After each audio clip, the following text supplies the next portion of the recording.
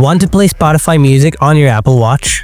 Well, look no further. You can listen to your favorite songs right from your wrist, whether your iPhone is nearby or not. In this video, I'll show you how to play Spotify music on your Apple Watch. So let's get started. First, you need to set up Spotify on your iPhone. Install the app on your iPhone. Open the app, sign in with your information.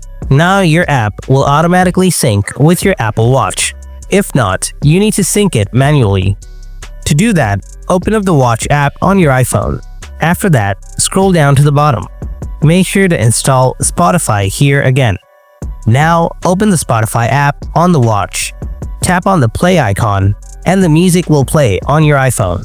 If you want to listen to this music on your AirPods, you will need to connect AirPods on your Apple Watch to hear it. To do that, go to Settings on your Apple Watch. Scroll down, tap Bluetooth. Make sure to toggle it on. Now simply connect your AirPods. And this is how you can play Spotify music on your Apple Watch. Hope you found this video useful. If you have anything to ask, then let me know in the comment section below. Thanks for watching. I'll catch you in the next video. Till then, stay tuned